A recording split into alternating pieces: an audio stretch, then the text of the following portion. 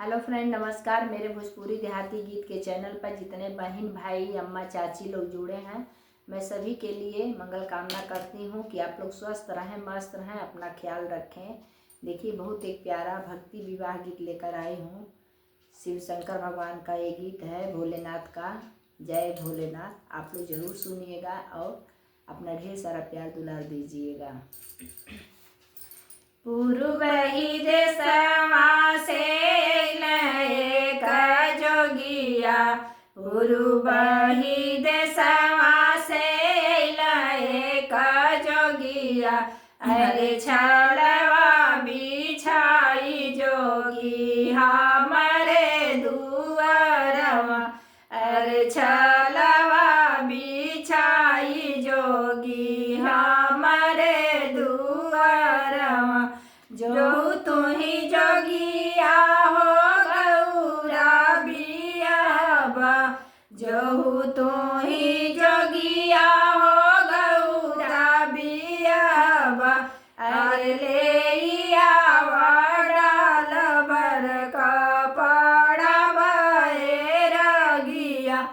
अरे ले डाल बर कपड़ा बैरगिया, हमरे ही देशे सासू कपड़ो ना होला, हमरे ही देशे सासू कपड़ो ना होला, मृग छलवा से सासू मोर कई दबियावा, मृग छलवा से सासू मोर कई दबियावा, पूर्व ही देशवा से एक जोगिया, पूर्व ही देशवा से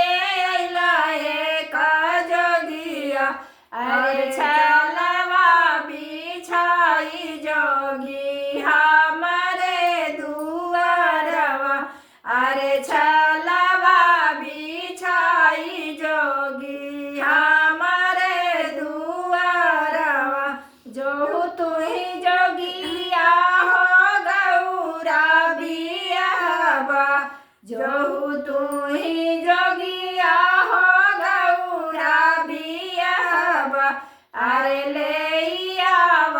डाल भर गहना बैरगिया, अरे ले डाल भर गहना बैरगिया, हमरे ही देशे सासू गहनो ना होला, हमरे ही देशे सासू गहनो ना होला, अरे केला पात कई सासू हमारो बियावा, अरे केला पात कई सासू हमारो बियावा, पूर्व ही देशवा से एक जोगिया, पूर्व ही देशवा से एक जोगिया, अरे छलवा बिछाई जोगी हमारे दुआरवा, अरे छलवा बिछाई जोगी हमारे दुआरवा, जो तुही जोगिया हो गौरा बियाबा, जो तुही जोगिया हो गौरा बियाबा, अरे ले बार हो बाजन बैरगिया, अरे ले बार हो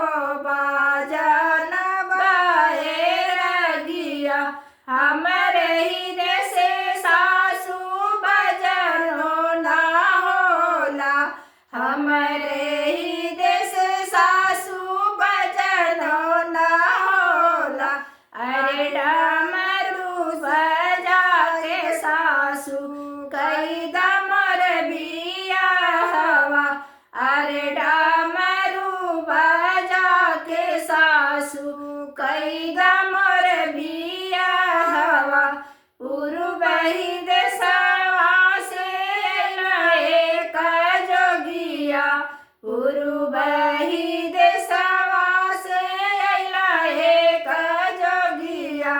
अरे छलवा बिछाई जोगी हमारे दुआरमा अरे छलवा बिछाई जोगी हमारे दुआरमा जो तुम्ही जोगिया हो गौरा बिया हवा जो तुम्ही जोगिया हो गौरा बिया हवा अरे ले सिंहोरा बाएर गिया अरे ले सिंहोरा बाएर गिया हमारे ही जैसे ससु सिंहोरा हो ना होला हमारे ही जैसे ससु सिंहोरा हो ना होला अरे बाबूती लगा के सासु कैदा मोर बिया हवा अरे बाबूती लगा के सासु कैदा मोर बिया हवा पूर्वही देशवा से एक जोगिया पूर्वही